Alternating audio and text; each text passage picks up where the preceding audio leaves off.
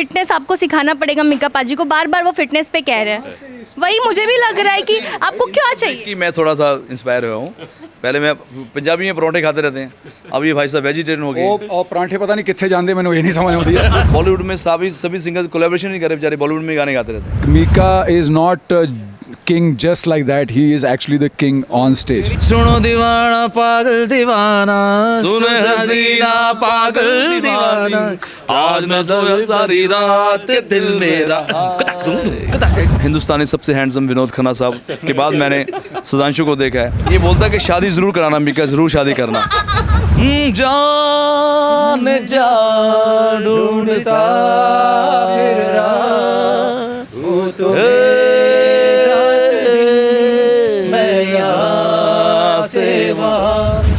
मेरी नींद उड़ गई है, मेरा चैन खो गया है, तेरे प्यार में मेरी जान ये क्या हो गया है। ओ जाना आजा मेरी बाहों में आ। नमस्कार, मैं हूँ आपके साथ प्रिया और आप इस वक्त मुझे बज़ूका पर देख रहे हैं। और देखिए बहुत ज़्यादा प्यार यहाँ पर देखने के लिए मिल रहा है और बैंड ऑफ बॉयज़ के सब कलाकार हमारे सामने हैं और मीका पाजी भी यहाँ सपोर्ट करने के लिए हैं। तो पहले बताइए मुझे, फैमिली में है। Sorry, I am sorry, my fault. इतनी बड़ी लेजेंड्स हो गए, उन्होंने आज कोलैबोरेशन करा है। बॉलीवुड में सभी सिंगर्स कोलैबोरेशन नहीं करे बेचारे, बॉलीवुड में गाने गाते रहते हैं। तो ये बहुत बड़ी बात है, आशा जी ने इनके लिए हाँ करा और आज वीडियो में इतना इंस्पायर हो गया है कि अब अगला कोलैबोरेशन हमारे साथ करने वाला है। 100 हो गया, छप गया ये। मेरा नेक्स्ट क्वेश्चन था। उसके लिए मैं थोड़ा और फिट हो गया हूँ मैं। वीडियो के लिए, गाने के लिए तो फिट है, गाने को तो मतलब मुझे लगता है कि फिटनेस आपको सिखाना पड़ेगा मीका पाजी को, बार बार वो फिटनेस पे कह रहे हैं, वही मुझे भी लग रहा है कि आपको क्या चाहिए। कि मैं थोड़ा सा इंस्पायर हुआ हूँ। पहले मैं पंजाबी में परोठे खाते रहते हैं, अब ये भाई साहब वेजिटेरियन हो गए। और परांठे पता नहीं कितने जानते, मैंने ये नहीं समझ आती है कितने जानते हैं। सो एक बार मेरा फेवरेट सॉन्ग पहले हम गाते हैं। मेरी नींद उड़ गई है, मेरा चैन खो गया है, तेरे प्यार में मेरी जान ये क्या हो गया है। ओ जाना आजा मेरी बाहों में आ, ओ जाना आजा मेरी बाहों में आ। वाह यार, क्या बात है यार, क्या खाकर आए आप? मुझे लगा बड़ा इजी सॉन्ग है, बहुत मुश्किल गाना है। तो बहुत मज़ा आया यार आज। और जैसे मैंने बोला कि मैं सपोर्ट नहीं, मैं सीखने आया हूँ। और बहुत बड़ी बात है कि आशा जी ने गाया है और शेरनी जब आती तो शेरनी है। और इतने गुड लुकिंग बॉयज़ हैं और आजकल इतने शोज़ चल रहे हैं और सिंगर्स परफॉर्मर्स है ही नहीं है। तो मैं बहुत खुश हूँ कि मेरे भाई वापस आए हैं, कम बैक कर रहे हैं। और ये और डर भी रहा हूँ कि इनके फैंस ज़्यादा बनने वाले हैं, बिकॉज देखो हमें गाना पड़ता है, ये खड़े हो जाते हैं, इतना ही बहुत है। मैं एक चीज़ कहना चाहूँगा यहाँ पे स्पेसिफिकली कि हमारे देश में one of the first biggest stars on stage is Mika Singh. There's nobody And he is rightly called the king of stage. Okay, king of stage, and that is why he is known to be an inspiration for anybody who has come after him.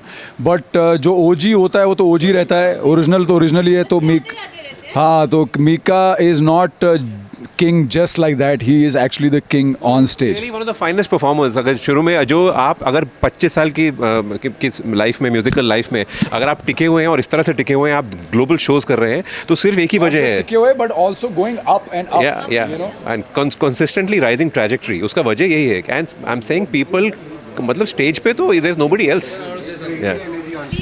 Like this is to his credit. Once we had gone on a show in Delhi, ठीक है, और ये पाजी भी थे वहाँ पे, ठीक है, और he was telling दिल्ली में कुछ भी चाहिए, जो चाहिए दो चाहिए आ जाओ, ठीक है. So to his credit and to one of the wonderful songs that he said, सुनो दीवाना पागल दीवाना, सुनो हसीना पागल दीवाना, आज मैं सोया सारी रात दिल मेरा। Beautiful song. सावन में लग गई आग दिल मेरा। हेड रोल जो इनका है ना, जो इनका एक सिग्नेचर हेड रोल है, ये इनकी एनर्जी है। मेरे को याद है MTV फर्स्ट शो इन्होंने मतलब 25 सरदार जी ले आए थे एकदम पूरे गबरू। व्हाट एनर्जी, मीका पाजी on the house gentleman. But ये शेरिन ने ये जो सावन में लग गई आग जो अटेम्प्ट किया है, इसके लिए मैं इनको एक अलग से सैल्यूट दूंगा कि सब में खूबियाँ क्या है। एक तो जॉर्ज क्लूनी लगता है, एक हमारा हिंदुस्तानी सबसे हैंडसम विनोद खन्ना साहब के बाद मैंने सुधांशु को देखा है। ये भाई साहब एक मम्मी मूवी आई थी इमोतैफ। मम्मी ये हमारा डैन है, Dan is the man.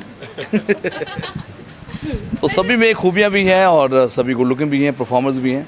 So I am sure कि ये गाना बहुत अच्छा लगेगा। जब मैं आया था मुझे लगा था शायद ये वो गलती ना करे कि ट्रैप हो रहा है, ट्रांस हो रहा है, हाउस म्यूजिक बन रहा है, हिप हॉप बन रहा है, बट ये बहुत ही डिफरेंट सॉन्ग है एंड बहुत प्यारा सॉन्ग है। जब आप लोग मिलते हो तो किस तरह की बातें होती हैं, मुझे जानना। आज फिर आप लोग एक साथ वो हो। पब्लिक में नहीं बताई जा सकती। ये बोलता कि शादी ज़रूर कराना मिका, ज़रूर शादी करना। ये बस एक ही एडवाइस देता कि तू प्लीज़ शादी कर ले जल्द से जल्द। मैं अकेला क्यों बर्बाद तो आप कर रहे हैं। नहीं देखो यार, ये हमारा प्यार है, इतने सालों से हम जब भी मुलाकात होती है, कहीं भी मिलते हैं तो बहुत प्यार से मिलते हैं।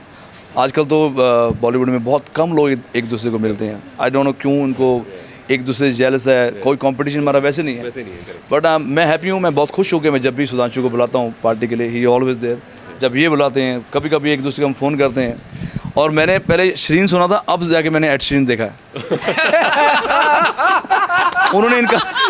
उन्होंने इनका नाम को कॉपी करा है। तो भाई जो भी एड श्रीन के साथ तुम कोलैब कर रहे हो, मैं नहीं करूँगा, मैं श्रीन के साथ करूँगा और उससे बड़ा हिट गाना दूंगा। आज मुझे जानना है कि आज आर.डी. बर्मन जी का बर्थडे है। जी। आप सबसे जानना चाहती हूँ कि आप ऑब्वियसली हम सब उन्हें बहुत मानते हैं, आज उनके जन्मदिन पर आप सब स्टार्ट विद सीनियर्स। इसे कहते तारीफ के साथ बेइज्जती। बड़े भाई पहले। I think all I can say is कि जब हम लोग छोटे छोटे थे और हम लोगों ने म्यूज़िक को पहली बार सुनना और थोड़ा थोड़ा समझना शुरू किया था, तो वो जो समझ म्यूज़िक की थी, जो पहचान थी म्यूज़िक की, वो शायद आर.डी. बर्मन साहब के म्यूज़िक के साथ ही हुई थी। और वो एक ऐसे म्यूज़िक डायरेक्टर थे जिन्होंने आई थिंक इंडियन म्यूज़िक को ग्लोबल प्लेटफॉर्म पे बहुत ज़्यादा प्रेजेंस दी थी because of the kind of sounds that he created. He was the legend who changed the face of Indian music, and that too in late 60s 70s, so Burman da का जो contribution है Indian music में वो unparalleled है। उनके आसपास कोई भी कभी भी आ नहीं सकता है जो उन्होंने दिया। इसीलिए आज तक हम लोग उनके गाने रीमिक्स कर करके, रिक्रिएट कर करके आज तक वो गाने बना रहे, और हम ही नहीं, लाइव शोज़ में जी, क्योंकि वैसे जो मेलोडीज़ उन्होंने क्रिएट की थी वो आज की डेट में क्रिएट करना बहुत मुश्किल है। Mika, what do you want to say about this? यार देखो, आज 50 साल हो गए हैं इस शोले को, 51 मेरे भाई को हो गए, 49 पे मैं भी चल रहा हूँ, तो उनका जन्मदिन भी है आज। तो जब भी हम रिमिक्स करते हैं ना, तो 50 साल के बाद गाना वैसे भी फोक बन जाता है, कोई भी सुपरहिट होता है। तो हर इंसान को उस गाने का हक भी है और रिमिक्स करने का भी हक है, बिकॉज वो हमारे पास और तो कुछ है ही नहीं। आज हम क्या कहते हैं, गोड़ना और इश्क मिठा, हमें नहीं पता किसने बनाया। तो वैसे ही आर.डी. बर्मन साहब जी के जो गाने वो अमर हो चुके हैं। और जैसे हमने रेडियो में एक ही सुपरहिट गाने सुनते तो वो आर.डी. बर्मन साहब के थे, और उन्होंने सुपरस्टार्स बनाए हैं। आजकल की डेट में कोई भी म्यूजिक डायरेक्टर सुपरस्टार नहीं बना पा रहा, सुपरहिट गाने देता है। आप उनके सारे उठा लो, चाहे राजेश खन्ना जी हो, अमिताभ बच्चन साहब हो, ऋषि कपूर साहब हो, सबको बड़े बड़े गाने उन्होंने हिट दिए हैं। और किशोर दा के आवाज़ थे उनके, आज भी हम सुनते हैं। तो एक गाना हम सब मिलके ही ट्रिब्यूट करते हैं, वो जो आप गा रहे थे, जान जा ढूंढता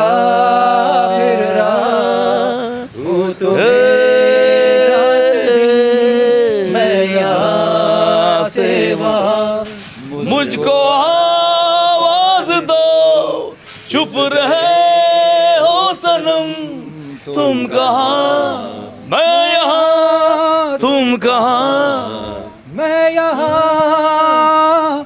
क्या बात है, and thank you so much हमसे निकली आवाज़। ये गाना सुपर डुपर हिट हो। Thank you. Super duper hit हो गया है बिकॉज आशा जी का आशीर्वाद मिलना बहुत बड़ी बात है। बहुत सारे जो सिंगर्स है वो सुपर हिट गाने देंगे, लेकिन उनको आशा जी का आशीर्वाद नहीं मिलेगा। So we are blessed. Thanks to band of boys, इनकी वजह से हमने भी दर्शन कर लिया। Thank you so much. Thank you. Thank you.